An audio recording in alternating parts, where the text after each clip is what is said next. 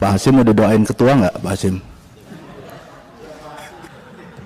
Selamat datang dan terima kasih Saudara Hasyim Asy'ari. Hari ini kita sesi yang keempat. Saya tidak perlu menjelaskan, nanti lebih detail ya. Kami persilakan 10-15 menit. Kemudian nanti dilanjutkan dengan tanggapan dari 9 orang yang nanti mewakili fraksi-fraksi. Langsung kami persilakan, Pak Hasyim. Saya izin ke belakang sebentar, Pak San.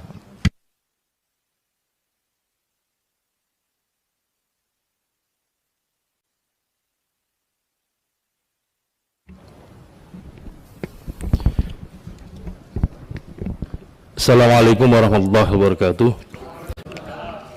Selamat siang dan salam sejahtera untuk kita sekalian.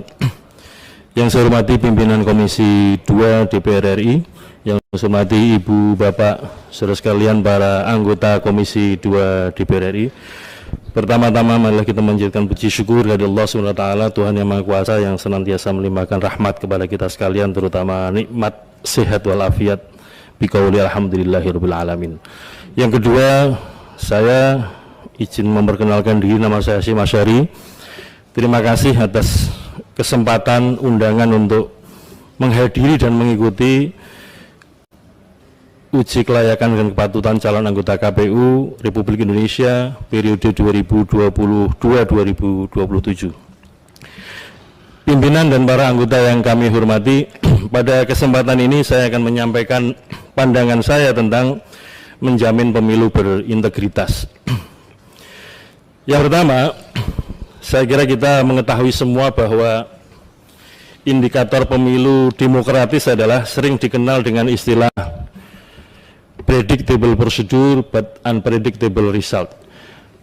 Aturan hukumnya harus jelas, tetapi hasilnya tidak dapat diprediksi. Itulah salah satu kategori pemilu berintegritas. Nah, di antara indikator pemilu berintegritas, pemilu demokratis adalah kepastian hukum.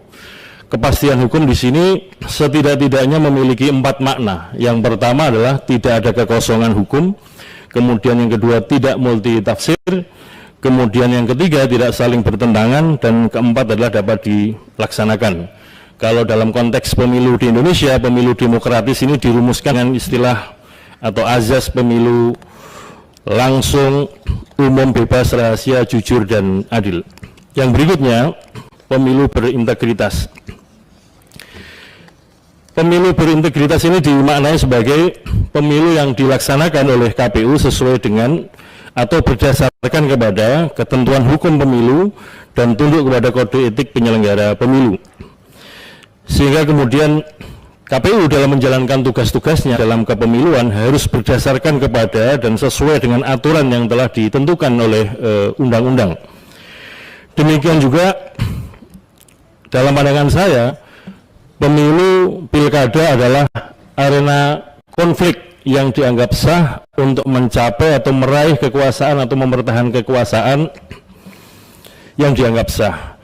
Nah, karena pemilu ini arena konflik dan KPU sebagai penyelenggara pemilu atau manajer pemilu, maka kemudian KPU ini juga harus bisa menjaga, menunjukkan kepada publik tentang sikap dan tindakannya untuk tidak menjadi faktor atau penyebab konflik di dalam kepemiluan. Oleh karena itu, pemilu berintegritas ini dapat dimaknai satunya tindakan oleh KPU, oleh peserta pemilu, oleh pemilih, bahwa pemilu diselenggarakan sesuai dengan aturan yang telah ditentukan. Ibu bapak yang kami hormati, namun demikian tentu tidak semuanya bisa berjalan ideal. Pasti ada beberapa catatan-catatan permasalahan. Setidak-tidaknya di dalam pemilu ada 3 aspek strategis. Yang pertama adalah kerangka hukum pemilu atau electoral law. Kemudian yang kedua adalah proses pemilu atau electoral process. Dan kemudian yang ketiga adalah penegakan hukum pemilu atau electoral law enforcement. Nah, oleh karena itu seringkali yang muncul problematikanya diantaranya adalah yang pertama ada ketidakpastian hukum. Kemudian yang kedua, proses pemilu yang tidak sesuai dengan kerangka hukum atau prosedur yang telah ditentukan. Kemudian yang ketiga, lemahnya penegakan hukum pemilu. Bapak Ibu yang kami hormati, dalam pandangan saya kemudian menghadapi atau mengatasi 3 problematika tersebut, ada 3 hal yang ingin kami sampaikan. Yang pertama adalah kepastian prosedur. Langkah yang harus dilakukan KPU adalah mengidentifikasi peraturan-peraturan KPU yang sekarang ini telah ada, apakah terdapat problematika yang itu katakanlah misalkan ada kekosongan hukum, ada multitafsir, ada ketidakjelasan ada saling bertentangan atau ada ketentuan yang tidak dapat dilaksanakan. Nah, identifikasi ini penting dalam rangka untuk merumuskan ketentuan di dalam peraturan KPU supaya kemudian harmonis dengan ketentuan di dalam undang-undang. Saya kira Bapak Ibu sekalian mengetahui salah satu problem yang dihadapi KPU adalah diantaranya di Undang-Undang Pemilu, Undang-Undang Pilkada sering diajukan judicial review atau uji materi di Mahkamah Konstitusi. Kalau kita mau ideal tentu saja harus diikuti dengan revisi undang-undang atau dengan perpu. Tapi faktanya ketika itu tidak ada, karena KPU ini adalah pelaksana undang-undang, maka mau tidak mau di dalam peraturan KPU harus dilakukan penyesuaian-penyesuaian dengan putusan Mahkamah Konstitusi tersebut.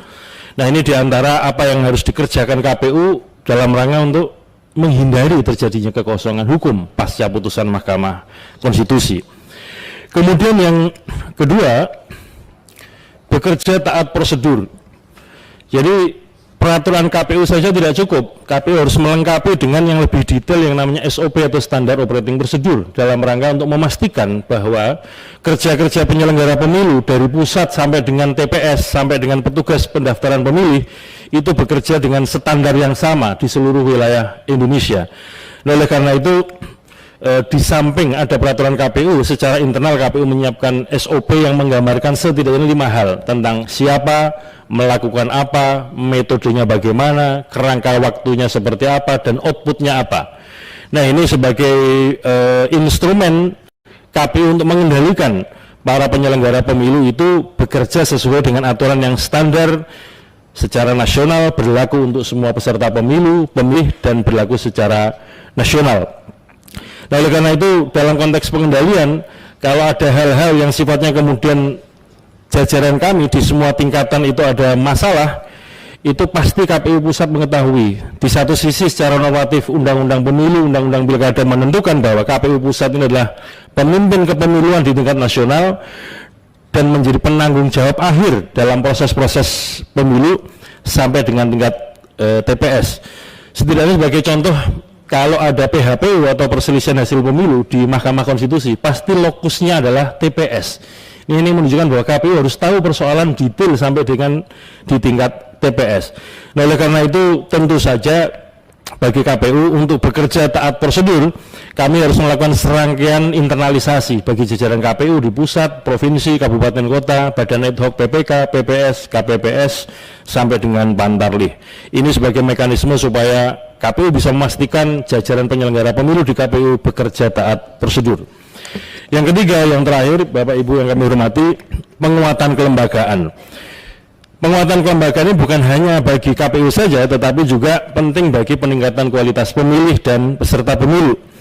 Kesamaan pemahaman terhadap kerangka hukum pemilu di antara penyelenggara pemilu, KPU dengan peserta pemilu, dengan pemilih, ini menjadi sesuatu yang penting untuk menjamin pemilu berintegritas. Kalau kita punya pemahaman sama antara penyelenggara, peserta pemilu, dan kemudian pemilih, itu kemudian hal-hal yang kira-kira potensial menimbulkan problematika bisa kita bicarakan untuk mencari titik temu, titik paham yang sama, dan kemudian kalau ada yang tidak puas, diselesaikan dengan mekanisme yang ditentukan oleh undang-undang, misalkan ke Bawaslu, ke DKPP, ke PT-UN, dan Mahkamah Agung atau Mahkamah Konstitusi. Demikian terakhir kesimpulan dan rekomendasi yang dapat saya sampaikan pada kesempatan yang berbahagia ini, bahwa dalam rangka untuk menjamin pemilu berintegritas, maka KPU harus melakukan setidak-tidaknya 3 hal. Yang pertama, KPU menyediakan peraturan KPU dan SOP untuk semua kegiatan proses pemilu sebagai bentuk jaminan terjadi kepastian kerangka hukum pemilu. Yang kedua, KPU dalam melaksanakan segenap proses pemilu berdasarkan kerangka hukum sebagaimana diatur dalam peraturan KPU dan SOP, dan melakukan langkah-langkah pelatihan, supervisi, monitoring, pengendalian untuk memastikan bahwa proses pemilu diselenggarakan berdasarkan kerangka hukum yang telah ditetapkan, dan melakukan tindakan evaluasi dan koreksi terhadap proses pemilu yang diduga tidak sesuai dengan kerangka hukum tersebut. Sebagai tambahan, pimpinan izin untuk topik kedua ini, pada periode kami KPU 2017-2022 untuk kegiatan pemungutan penghitungan suara sampai dengan rekapitulasi tingkat nasional, kami mengambil kebijakan dan kami arahkan pada teman-teman KPU provinsi, kabupaten, kota, kalau ada keberatan terhadap hasil, maka apabila para pihak menghendaki sampai dibuka kotak suara, kita minta buka kotak suara. Walaupun sebenarnya di dalam undang-undang ditentukan kalau ada yang tidak tepat itu diperiksa satu tingkat di bawahnya, tapi kalau sampai kemudian ada tidak puas terhadap hasil pemilu di TPS, maka kotak suara kita buka. Di beberapa provinsi mengalami situasi itu, buka kotak di tingkat rekapitulasi KPU provinsi. Ini dalam rangka sebagai bentuk tanggung jawab, tidak boleh KPU menghindar, lalu kalau ada orang komplain menyatakan kalau Anda tidak puas gugat ke MK, itu nggak boleh, karena ini adalah tanggung jawab KPU, maka KPU harus bertanggung jawab mempertanggungjawabkan apa yang telah dikerjakan, terutama penghitungan hasil suara di TPS.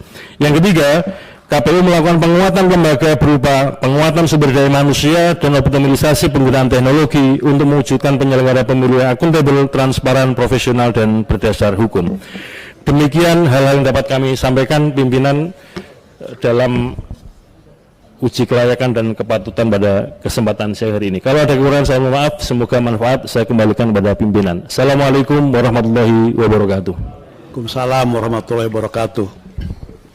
Terima kasih Saudari Hasyim Asyari yang sudah memaparkan terkait dengan visi dan misinya sebagai calon komisioner KPU RI.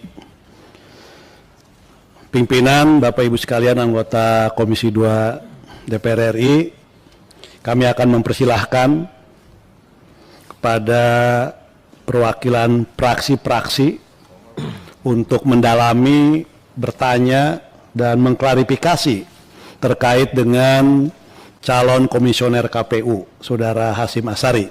Pertama dari PDIP, silakan. Siapa Pak Komar? Pak Komar, silakan. Ini senior. Terima kasih saudara pimpinan. Pak Hasyim ini karena incumbent jadi penjelasan langsung mentok. Tapi ada beberapa hal yang ingin saya klarifikasi. Pak Hasyim sebagai incumbent, menurut penilaian Pak Hasyim pemilu yang lalu itu sudah sempurna atau belum? Kalau belum sempurna, kira-kira apa yang belum sempurna dan ke depan bagaimana cara menyempurnakan? Itu satu. Yang kedua, tadi sudah menjelaskan, tapi dari itu aspek teorinya. Memang kalau saya perhatikan aturan KPU maupun Bawaslu itu dalam ruangan ini dan batas tingkat provinsi itu bisa dilaksanakan baik karena memang sumber daya manusianya juga bagus. Tapi kalau sudah turun di kelas bagian ad hoc-nya, itu yang menafsirkan aturan suka-suka di bawah. Padahal pemilu itu pelaksanaannya di ad hoc-nya. Di atas itu ya komandonya, tapi implementasinya di sana, di TPS terutama. Dan itu yang banyak masalah. Masalahnya itu termasuk menafsirkan aturan suka-suka. Tapi dari segi luas wilayah, wah, Sabang Merauke itu begitu luas. Nah, bagaimana cara Pak Hasyim bisa melakukan sosialisasi agar aturan yang dari pusat itu satu pusat sampai ke TPS-TPS itu harus dilaksanakan satu nafas, satu langkah. Itu yang kedua. Yang ketiga, KPU dengan Bawaslu kemudian Dukcapil. Itu sering kalau penetapan DPT itu masing-masing ngotot dengan datanya masing-masing. Padahal menurut saya, menurut undang-undang, Bawaslu ini kan tugas pengawasan. Mestinya data itu semua dikumpulkan, duduk bersama-sama, memutuskan data yang valid. Serasa silakan ini Bawaslu ini data dan silakan melakukan pengawasan terhadap KPU. Itu idealnya, tapi saya lihat selama 5 tahun 10 tahun saya ikut pemilu, selalu masing-masing kayak ada ego masing-masing, ego sektoralnya, ego ya. Nah itu bagaimana kalau saya mendoakan Mas Hasim harus bisa terpilih kembali sebagai incumbent, dan bagaimana cara mengatasi perselisihan pendapat antar lembaga seperti itu. Makasih Ketua. Terima kasih Pak Komar. Berikutnya dari Golkar, siapa yang mewakili? Pak John Kennedy. Silakan Pak John. Terima kasih pimpinan. Bapak Wakil Ketua DPR yang saya hormati, pimpinan dan anggota Komisi 2 yang saya hormati, Pak Hasim Asyari. Terima kasih Pak Hasim. Saya pikir apa yang dipresentasikan oleh Pak Hasim, karena beliau incumbent, adalah betul kalau saya melihat adalah cukup baik. Namun ada yang terlupakan barangkali Pak Hasim.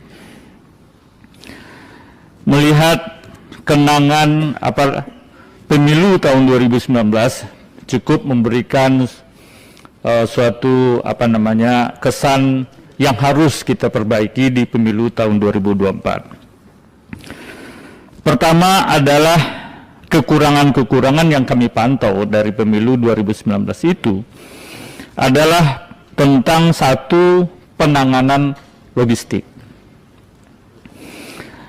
Secara nasional ada kurang lebih sekitar 10 ribuan TPS pada tahun 2019 itu yang mengalami kekurangan logistik pemilu. Ya. Terjadi pula kasus kotak suara yang diterima KPPS yang tidak tersegel. Yang kedua adalah penanganan data pemilih. Sama-sama kita ketahui bahwa data pemilih ini menjelang akhir-akhir pemilu masih belum klop. Kalau saya tidak salah, sampai 7 hari atau 8 hari menjelang pemilu ini belum klop. Nah, bagaimana Pak Hasim artinya menangani ini di tahun 2014 supaya kejadian ini tidak akan terulang kembali? Satu yang menyisakan kenangan yang sangat pahit pada waktu pemilu 2019 adalah beban kerja KPPS yang luar biasa. Sehingga kurang lebih sekitar 527 petugas KPPS meninggal dunia. Innalillahi wa inna ilaihi rajiun. Ya, dan kurang lebih sekitar 11.240-an orang yang harus dirawat di rumah sakit atau yang jatuh sakit. Tentu dalam konteks ini harus menjadi perhatian kita bersama. Nah, Bapak selaku calon anggota komisioner KPPU di tahun 2024 yang akan datang, langkah-langkah apa yang akan Bapak pilih, yang akan Bapak lakukan, sehingga kejadian-kejadian yang seperti ini tidak akan terulang kembali. Sebab dengan menutupi kejadian ini, tentu kita berharap pemilu di tahun 2024 akan semakin baik. Terima kasih. Assalamualaikum warahmatullahi wabarakatuh. Terima kasih Pak John. Berikutnya dari Gerindra, silakan Pak Pras. Terima kasih pimpinan dan anggota Komisi 2 yang kami hormati. Saya singkat saja, Pak Hasim. Pak Hasim ini kan salah satu incumbent ya. Dari seluruh catatan pemilu baik tahun 2014, 2019, kemudian selama 1 tahun kita di Komisi 2 dalam konsinyering maupun rapat dengar pendapat maupun rapat kerja, itu kan seluruh catatan sudah ada. Pertanyaan saya hanya satu saja. Saya ingin mendapatkan semacam penegasan lah, komitmen dari Pak Hasim sebagai salah satu incumbent. Apakah kemudian Pak Hasim akan berada atau memilih di zona nyaman, artinya menjalankan pemilu ini sebagaimana ritual 5 tahunan, atau ada komitmen bahwa Pak Hasim melihat catatan-catatan, kita ingin meninggalkan legasi yang baik untuk pemilu tahun 2024. Saya butuh komitmen penegasan dari Bapak, apakah Bapak berani mengambil langkah-langkah extraordinary, langkah-langkah revolusioner untuk menyelesaikan catatan-catatan yang itu menjadi menjadi keresahan kita bersama dan menjadi komitmen kita bersama-sama supaya pada pemilu tahun 2024 catatan-catatan itu akan diperbaiki dan ini menjadi pemilu yang bersih, pemilu yang baik, pemilu yang jujur, yang adil, yang berintegritas dan sebagainya. Saya kira itu saja dari kami. Terima kasih pimpinan. Terima kasih Pak Pras. Berikutnya dari Nasdem. Izin pimpinan. Ya, silakan. Izin pimpinan. Oh, Sebelum dilanjutkan mohon izin.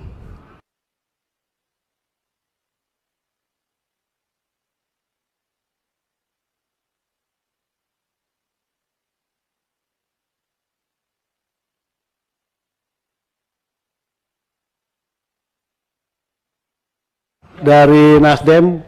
Terima kasih Pak pimpinan. Farhan. Nggak harus diulangi Pak Gausnya. Baik, terima kasih pimpinan. Pimpinan Komisi 2 dan juga tentu saja seluruh anggota Komisi 2 yang terhormat. Bapak Hasim, yang ingin saya tanyakan adalah Anda sering menekankan secara filosofis bahwa seorang komisioner KPU adalah bukan seorang manajer tapi seorang pemimpin yang mampu melakukan terobosan. Tapi pada saat bersamaan kita juga mengharapkan KPU menjadi seorang regulator yang adil untuk kita semuanya. Nah, tentu saja yang jadi pertanyaan adalah bagaimana seorang, ini pertanyaan filosofi juga jadinya, bagaimana seorang manajer membedakan definisi keadilan dengan seorang pemimpin dalam mendefinisikan keadilan. Karena keadilan yang harus Anda bagi tidak hanya kepada para peserta atau kontestasi pemilihan, tetapi juga harus memberikan rasa keadilan kepada seluruh warga negara Indonesia yang memiliki hak untuk memilih. Terima kasih pimpinan. Terima kasih Pak Farhan. Berikutnya dari PKB. Oh, Pak Toha, silakan. Ya, terima kasih pimpinan. Assalamualaikum warahmatullahi wabarakatuh. Langsung aja Pak Hasim yang saya hormati. Karena pengalaman ini saya lihat prestasi luar biasa, pengalaman luar biasa, pendidikan juga luar biasa, lainnya luar biasa lah. Jadi menurut saya pertanyaan saya sederhana aja. Kalau kemarin pernah jadi KPU ada beberapa masalah ya, ada beberapa masalah yang menurut saya salah satunya adalah di data pemilih, pasti ada masalah. Kemudian ada penanganan logistik. Yang ketiga ada input C1 ke KPU oleh TPS dan mengaksesnya ke masyarakat, mengaksesnya ke KPU juga kesulitan, sampai seminggu kita terang benderang ininya perolehan suaranya. Kemudian juga ya IT yang lemot. Nah, dari beberapa hal yang mungkin saya sebutkan, mungkin ada juga permasalahan-permasalahan yang lain, mohon dijawab. Kira-kira nanti kalau sudah jadi anggota KPU lagi atau komisioner KPU lagi, apa yang harus dilakukan untuk mencari solusi atas permasalahan-permasalahan ini. Itu aja, terima kasih. Assalamualaikum warahmatullahi wabarakatuh. Terima kasih Pak Toha dari PKB. Berikutnya kami persilahkan dari Demokrat, Pak Anwar.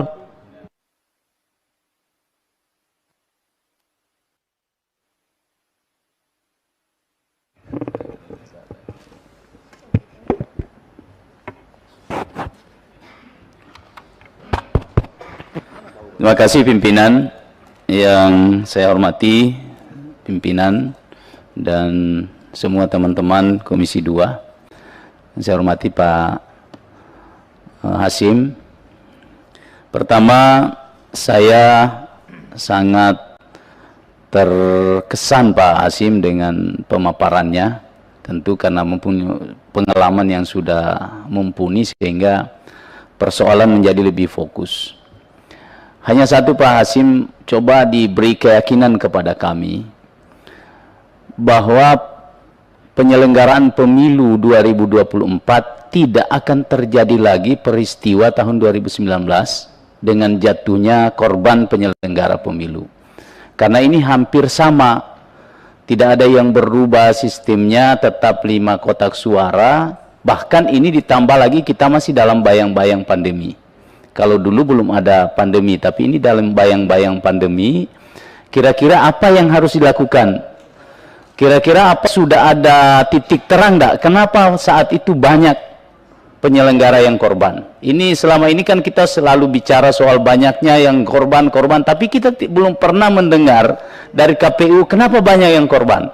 Nah, mungkin pada kesempatan yang bagus ini, yang baik ini, Pak Hasim bisa menceritakan kepada kita dan kita semua yakin bahwa kualitas pemilu kita akan lebih baik dan keselamatan penyelenggara terutama akan terjamin pada 2024. Terima kasih, Pak. Terima kasih Pak Anwar Hafidz. Berikutnya kami persilahkan dari PKS, Pak Teddy. Terima kasih pimpinan. Yang saya hormati pimpinan anggota Pak Hasim. Kita tahu bahwa pemilu kita adalah pemilu yang sering saya katakan juga rumit. Ya. Karena itulah kemudian situasi ini menuntut juga kita untuk melakukan tindakan pencegahan dan kemudian mitigasi sehingga bisa tepat apa yang kemudian kita harapkan. Resiko-resiko ini juga tentu harus kita antisipasi, harus kita persiapkan lah kata. Karena itulah kemudian manajemen resiko ini menjadi sesuatu yang penting. Karena itulah kemudian pertanyaan saya, bagaimana kemudian saudara calon memandang bahwa manajemen resiko ini apa saja yang kemudian mesti dilakukan ya, oleh penyelenggara dan tentunya dipersiapkan, termasuk juga oleh pemerintah dalam hal ini. Yang kedua, dari kerumitan-kerumitan tadi yang 2019 kita sudah tahu seperti apa catatan-catatan persoalan-persoalannya. Nah, sehingga ini juga menuntut kita melakukan sebuah inovasi-inovasi. Regulasi sekarang ini kan juga tidak berubah, artinya masih menggunakan undang-undang yang existing. Apakah kemudian itu juga bisa dilakukan sebuah inovasi-inovasi, memungkinkan dilakukan sebuah inovasi khususnya berkaitan dengan teknis penyelenggaraan yang sangat tergantung sekali dengan regulasi. Karena kita juga tidak ingin ada permasalahan-permasalahan di kemudian hari. Demikian pimpinan, terima kasih. Terima kasih Pak Teddy dari PKS. Berikutnya kami persilahkan dari PAN. Siapa? Oh, bukan Pak Gaus. Silahkan Ibu. Kalau saya selalu pendek. Terima kasih Abuya waktunya. Terima kasih pimpinan. Silakan Ibu Dian. Saya tepuk tangan dulu. Ya, ini atas izin Abuya. Kalau nggak diizinin saya juga nggak berani. Di monopoli lah. Terima kasih pimpinan. Selamat datang Pak Hasim Ashari. Saya baca dari biografi Bapak, Pondok Pesantren Al-Hidayah di Purwokerto ya Pak. Terus lulusan Unsud juga. Kebetulan saya Unsud juga. Saya membaca tulisan Bapak yang diterbitkan kepada tahun 2011 September kalau nggak salah. Saya lupa ingat. 3 menit ya. Membuka ruang dan mekanisme pengaduan pemilu. Nah, saya tertarik sekali di sini karena saya punya pengalaman yang buruk di 2019. Jadi pada tahun yang lalu saya pernah mengadukan nih, ada suatu pengaduan dari saya tidak ditanggapi Pak. Nah ini bagaimana nih? Ketika nanti Insya Allah Bapak terpilih lagi, saya doakan berarti ya Pak. Bagaimana cara Bapak untuk mewujudkan seperti yang tertulis dalam tulisan Bapak gitu di tahun 2024. Jadi saya berharap semua pengaduan di dapil manapun, dari caleg manapun diterima dengan baik Pak. Jadi jangan dilempar-lempar. Karena ketika kita memberikan pengaduan itu pasti dengan bukti yang otentik. Itu aja, terima kasih. Terima kasih Ketua. Abuya, terima kasih. Assalamualaikum. Terima kasih Ibu Dian. Memang penting juga supaya tidak ada monopoli oleh satu pertanyaan. Betul. Nanti bisa dibawa ke KPPU. Terima kasih. Terima kasih. Berikutnya kami persilahkan P3 Pak Samsur Rijal. Terima kasih pimpinan. Assalamualaikum warahmatullahi wabarakatuh. Yang kami hormati pimpinan DPR RI dan yang hadir saat ini Pak Hasim dan pimpinan Komisi 2, rekan sekalian yang berbahagia. Langsung saja kami pertanyakan Pak Hasim, bahwasanya penyelenggaraan pemilu kita sudah disepakati oleh KPU dengan surat keputusan yang dilaksanakan tanggal 14 Februari 2024. Salah satu pasal disebutkan dalam Undang-Undang Nomor 7 2017 bahwasanya tahapan diperlukan 20 bulan setelah penetapan tanggal itu. Itu berarti Juni tahun 2022 ini sudah akan dimulai segera tahapan. Pak Hasim tahu betul itu. Nah, yang ingin kami tanyakan adalah di dalam tahapan pada hari pertama, pada bulan pertama tahun Juni 2022 itu, di situ akan ditetapkan, diatur berkaitan dengan perencanaan, langkah-langkah dan program anggaran dan lain sebagainya. Berkaitan dengan anggaran, kami ingin tanyakan bagaimana Bapak menyikapinya untuk penyelenggaraan pemilu 2024, sementara kita masih belum bisa memprediksi kondisi perkembangan COVID dengan bermacam-macam varian yang ada saat ini. Kita nggak tahu persis bagaimana varian yang akan muncul setelah Omikron ini dan setelah didahului oleh Delta. Itu yang pertama, Bapak.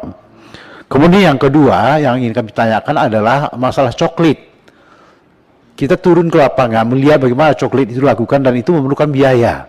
Tapi faktanya setelah dilakukan pencocokan dan penelitian data yang ada kepada mereka yang tersisa yang ada itu, apakah karena meninggal, pindah, segala macamnya, faktanya tidak dilakukan penyesuaian di lapangan, baik oleh KPU, baik ataupun oleh Bawaslu yang ada di daerah. Sehingga pekerjaan coklat itu menjadi sia-sia dan data tetap juga berubah. Orang yang meninggal kadang-kadang juga ikut dipanggil untuk mencoblos di TPS. Karena coklatnya tidak dioptimalkan pematannya. Barangkali mungkin Bapak bisa mencarikan solusi bagaimana itu bisa dilakukan. Barangkali itu dua saja pimpinan. Terima kasih. Assalamualaikum warahmatullahi wabarakatuh. Terima kasih Pak Samsur Rijal. Itu 9 yang ditanyakan kepada Saudara Hasim, kami persilahkan untuk menjawab. Kalau ada yang sama dirangkum saja, jadi nggak usah di list satu persatu. Dipersilahkan. Terima kasih pimpinan. Saya mohon izin nanti tidak menjawab satu persatu sebagaimana arahan pimpinan tadi per topik yang disampaikan. Yang pertama kami ucapkan terima kasih pada Pak Komarudin Watubun dari fraksi PDIP. Yang kedua kami ucapkan terima kasih kepada Bapak John Kennedy Aziz dari fraksi Golkar. Yang ketiga kami ucapkan terima kasih dari Pak Prasetyo fraksi Gerindra. Saya ucapkan terima kasih kepada Bapak Muhammad Farhan dari Nasdem. Saya ucapkan terima kasih kepada Bapak Muhammad Toha dari PKB.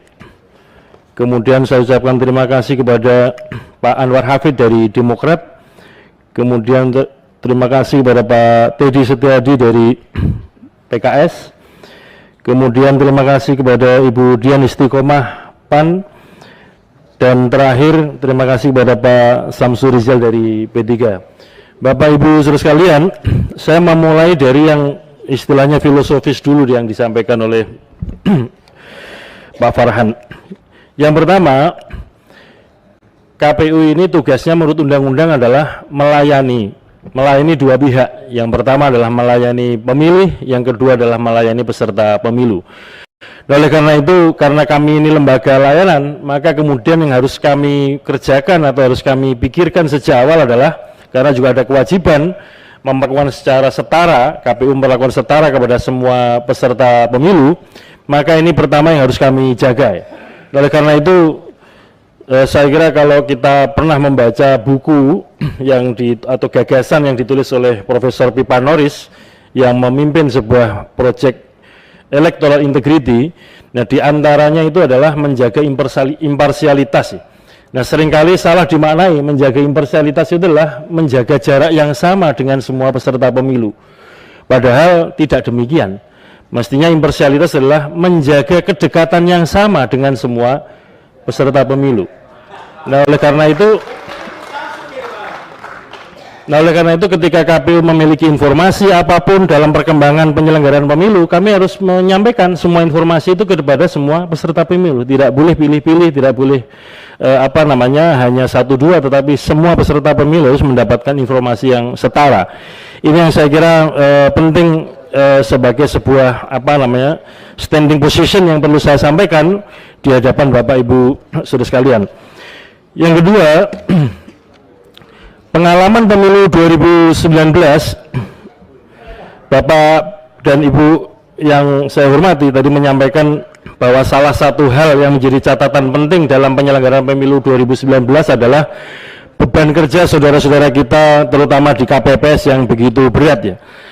Yang pertama tentu saja ini ada kaitannya dengan pengaturan di level undang-undang bahwa penghitungan suara harus selesai pada hari yang sama dengan pemungutan suara. Padahal sesungguhnya durasi pemungutan suara itu sama di semua tempat wilayah Indonesia Timur, Tengah, Barat itu sama. Durasinya adalah 6 jam, terhitung dari jam 7 pagi waktu setempat sampai dengan jam 13. Hanya saja yang kemudian bebannya bisa berbeda-beda adalah durasi untuk penghitungan suara. Dan Mahkamah Konstitusi telah memberikan, boleh dikatakan jalan keluar di 2019 kemarin, dan nanti akan kita gunakan sebagai dasar, walaupun kemarin sudah digunakan dasar untuk pemilu 2019, nanti akan kita siapkan kembali bagaimana mengatur jeda kerja di antara para petugas KPPS kita untuk menghitung pemilu presiden, pemilu DPR, DPD, DPRD provinsi, kabupaten, kota. Mengapa? Karena tidak mungkin misalkan 7 orang anggota KPPS itu dibagi-bagi menjadi kelompok-kelompok untuk menghitung. Karena juga ada fungsi-fungsi dari masing-masing KPPS yang tidak bisa digantikan. Misalkan kalau 7 orang itu ada KPPS 1 atau ketua KPPS yang menyatakan sah dan tidak sahnya surat suara, kemudian KPPS 3 dan KPPS 4 yang mencatat tentang siapa memperoleh suara berapa. Nah ini kalau kemudian dibagi kelompok-kelompok kan menjadi menjadi problem. Demikian juga Bapak Ibu ketika menyiapkan saksi juga menjadi bertambah. Karena kalau kelompok-kelompoknya di KPPS model penghitungannya dalam. Namun demikian perlu kami menjadi perhatian bahwa yang ini penting untuk kita perhatikan bersama-sama Bapak Ibu, tentu KPU mulai pusat sampai daerah ini penyelenggara negara, dalam arti penyelenggara pemilu. Tapi bukan masuk ranah ASN, sehingga kami ini tidak tunduk pada undang-undang ASN. Demikian juga kami ini juga tidak tunduk pada undang-undang ketenagakerjaan. Kami ini bukan buruh, bukan tenaga kerja. Sehingga kalau kemudian beban kerja dikonversi misalkan maksimal kelayakan kerja sehari 8 jam, tentu akan kami jadikan bahan perhitungan, pertimbangan. Namun demikian kalau dikonversi dengan jumlah honor yang diterima KPPS juga menjadi bahan catatan kita. Selama ini anggota KPPS honornya adalah 500.000 dengan durasi kerja yang begitu panjang, melampaui 8 jam dan beban kerja dan tekanan-tekanan. Nah, oleh karena itu nanti sekiranya disetujui, kami mengajukan tambahan honor untuk anggota KPPS supaya kemudian menjadi semangat ya. Demikian juga kami pada pemilu 2019 sudah pernah mengantisipasi ini sebagai semacam strategi mitigasi, mengajukan bantuan asuransi untuk para tenaga ad hoc kita, tetapi tidak disetujui oleh pemerintah, sehingga kemudian pada kesempatan naudzubillah min dzalik ketika terjadi kecelakaan kerja, yang dapat kita ajukan adalah santunan. Tentu saja yang namanya ajal itu memang sudah ada batasnya. Mohon maaf Bapak Ibu, di Al-Quran itu disebutkan beberapa kali kullu ummatin ajal fa idza jaa ajaluhu la yastakhiruna sa'atan wa la yastaqdimun. Kalau sudah saatnya enggak bisa dimundurkan dan enggak bisa dimajukan.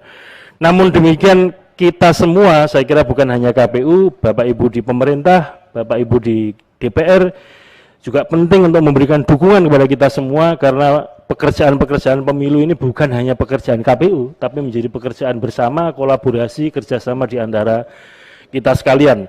Termasuk di antaranya misalkan soal menyusun daftar pemilih.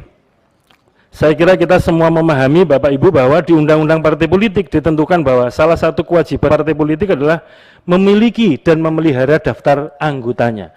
Nah, oleh karena itu nanti pada saatnya kegiatan pemutakhiran daftar pemilih, kami akan menginformasikan dan akan mengundang Bapak Ibu dari partai politik untuk menyampaikan daftar anggotanya. Kalau misalkan yang digunakan untuk verifikasi partai kan baru sebagian ya, hanya istilahnya perwakilan-perwakilan saja, tapi nanti daftar anggota yang lengkap di semua daerah akan kami mohonkan supaya kemudian menjadi bahan sinkronisasi kami. Secara formal di undang-undang ditentukan bahwa pemutakhiran daftar pemilih itu dimulai dari dua sumber. Yang pertama adalah DPT pemilu terakhir yang dimiliki KPU, yang kedua adalah DP4 data penduduk potensial pemilih pemilu dari pemerintah. Sebagaimana amanat Undang-Undang Pemilu nomor 7 2017 diamanatkan ada kegiatan pemutakhiran daftar pemilih berkelanjutan. Nah, KPU sudah mengerjakan itu sehingga nanti hasil dari pemutakhiran daftar pemilih berkelanjutan akan kita gunakan sebagai bahan untuk menyusun daftar pemilih pada kegiatan pemilu-pemilu selanjutnya. Bapak Ibu saudara sekalian, untuk bagaimana KPU berinovasi mengambil strategi mitigasi untuk saudara-saudari kita badan ad hoc terutama KPPS supaya kemudian beban kerjanya bisa lebih lebih proporsional dan kemudian menghindari kecelakaan kerja dan naudzubillah min dzalik supaya tidak ada yang wafat. Sebagaimana kita ketahui Bapak Ibu saudara sekalian, beberapa tim melakukan studi, diantaranya adalah tim dari Universitas Gadjah Mada, kemudian dari Kementerian Kesehatan dan juga ID, dan menyampaikan hasilnya kepada KPU. Temuan-temuannya diantaranya kenapa para penyelenggara pemilu badan ad hoc itu kemudian ada yang kelelahan, ada yang wafat. Yang pertama tentu saja karena beban kerja yang berat. Walaupun kerjanya sesungguhnya hanya 1 hari, ternyata KPPS kita ini bekerja beberapa hari sebelumnya. Karena menurut Undang-Undang H-1 logistik alat perlengkapan pemungutan penghitungan suara di TPS harus sudah diterima di KPPS. Kemudian penghitungan mestinya selesai 1 hari, tapi faktanya juga tidak bisa selesai sehari. Nah, itu satu hal, beban kerja. Yang kedua, yang meninggal ini kebanyakan istilah medisnya, mohon maaf kalau saya kurang tepat, komorbid, ada penyakit bawaan. Dan kalau kita baca laporan dari beberapa lembaga tadi, tingkatnya itu diantaranya komorbid yang menjadi penyebab kematian adalah yang pertama adalah hipertensi. Kemudian yang kedua adalah diabetes. Nah, paling utama ini. Dan kemudian berdasarkan pengalaman Pilkada 2020 yang dalam situasi COVID, kami meminta pandangan dari BNPB, Satgas COVID pada waktu itu dan Kementerian Kesehatan direkomendasikan agar yang bekerja menjadi badan penyelenggara ad hoc itu di bawah 50 tahun. Nah, berdasarkan itu kemudian ke depan, dan ini sudah kami sampaikan kepada teman-teman KPU Provinsi, Kabupaten Kota untuk segera mengidentifikasi dan melaporkan kepada kami. Yang pertama adalah kemungkinan nanti kami akan atur bahwa penyelenggara badan ad hoc ini maksimal 50 tahun usianya, yang kemudian harus sehat. Nah, problem sehat ini begini Pak, Bapak Ibu. Pada waktu rekrutmen anggota KPPS itu memang dipersyaratkan sehat dengan hasil pemeriksaan dokter. Tapi apa daya karena keterjangkauan fasilitas medis juga kadang-kadang jauh, biaya periksa dokter juga mahal, maka ke depan kami akan bekerja sama dengan pemerintah dan minta bantuan supaya, karena yang jadi petugas kan warga pemerintah daerah setempat, kami akan minta tolong supaya teman-teman kita, saudara kita yang menjadi penyelenggara badan ad hoc difasilitasi periksa kesehatan supaya kemudian dipastikan sebelum bertugas adalah sehat. Selain itu Bapak Ibu yang kami hormati, karena sudah ada program vaksin minimal 2 kali, kami akan mempersyaratkan menjadi penyelenggara itu minimal sudah vaksin 2 kali. Jadi kalau kami identifikasi sekitar ada, kalau gabungan ya petugas badan ad hoc di dalam dan di luar negeri itu sekitar 8 juta, maka kemudian kalau kita cek angka warga kita yang sudah divaksin sudah melampaui itu, jadi insya Allah bisa terpenuhi. Kemudian untuk logistik, saya kira kita memahami bahwa sistem pemilu proporsional dengan daftar calon terbuka ini menjadikan tingkat kerumitan kita semua, terutama bagi kami di KPU. Tapi ini konsekuensi ya, artinya kalau memang situasinya seperti ini dan ketika saya mendaftar kembali menjadi anggota KPU, istilahnya kalau pepatah Jawa itu nek wedi aja wani-wani, nek wani aja wedi-wedi. Itu artinya kalau takut ya jangan coba-coba berani, tapi kalau berani ya jangan takut-takut untuk maju. Jadi dalam situasi ini segala hal selama ini kami identifikasi dapil kita termasuk Pilpres itu ada 2.593 dapil. Maka desain surat suara itu juga 2.593 dapil. Dari situ saja kita harus menyadari bahwa ada potensi misalkan tertukar surat suara. Maka ke depan pengawasan dalam konteks mulai dari desain surat suara, cetak surat suara, packing sampai distribusi, faktor pengendalian dan pengawasan internal akan kami tingkatkan supaya kemudian tidak terjadi itu. Tentang kotak suara misalkan yang seringkali diramaikan, mengapa dulu aluminium 2019 bahasa awamnya disebut kotak kardus, itu diantaranya karena begini, kotak suara bahan aluminium itu statusnya adalah BMN, aset negara, dan kemudian harus dijaga. Sementara untuk penggudangannya, anggaran kami setiap tahun itu juga tidak selalu terpenuhi. Nah, kalau kemudian kami harus mengamankan, menjaga kotak suara yang statusnya aset negara atau bahan aset BMN itu menjadi sesuatu yang berat.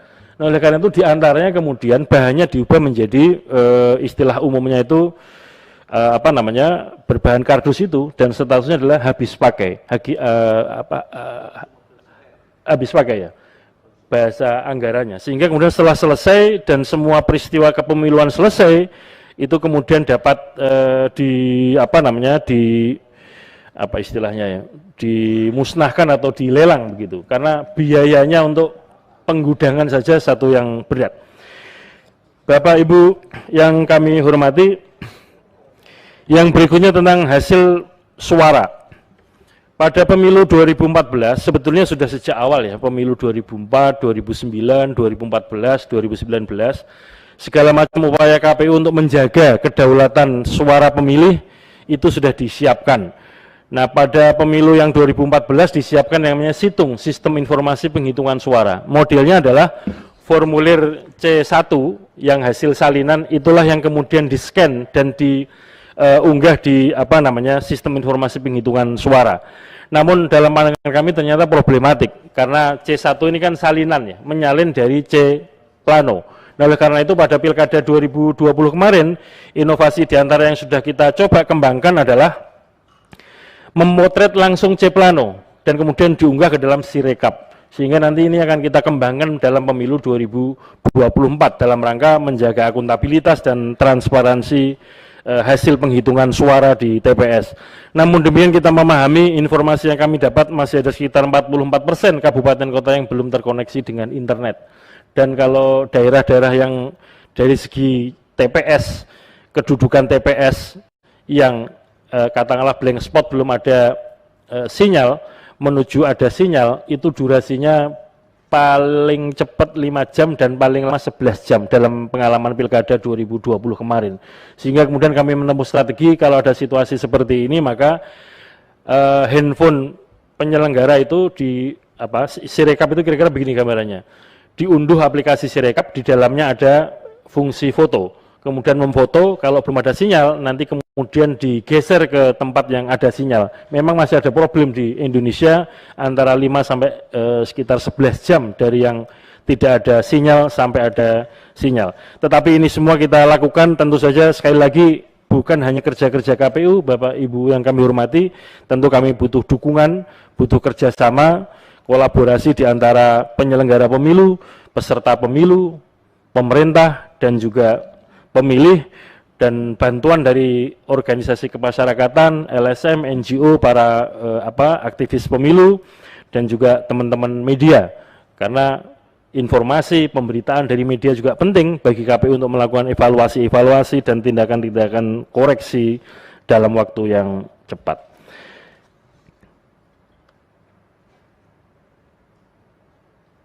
Saya kira demikian pimpinan yang dapat kami sampaikan. Sekali lagi terima kasih pada pimpinan DPR, pimpinan Komisi 2 yang telah memberikan kesempatan kepada saya untuk memaparkan visi, misi, pandangan-pandangan yang akan saya kerjakan dalam kepemiluan sebagai anggota KPU tahun 2022-2027. Terima kasih pada Ibu Bapak anggota Komisi 2 DPR. Kalau ada kekurangan saya mohon maaf. Sekali lagi kami mohon kerjasama kita semua di dalam mensukseskan pemilu 2024 dan pilkada 2024. Terima kasih. Assalamualaikum warahmatullahi wabarakatuh. Salam. Bapak pimpinan DPR, pimpinan Komisi 2 dan para anggota Komisi 2 sudah tadi disampaikan pemaparan dan sekaligus juga respon balik dari apa yang Bapak Ibu sampaikan kepada Saudara Hasyim. Terima kasih Saudara Hasyim Asyari, sehat selalu dan berdoa semoga terpilih menjadi komisioner KPU RI. Terima kasih, kami persilahkan. Ya, sehat selalu. Kan dalam COVID. Kan udah dibilang tadi minta doa.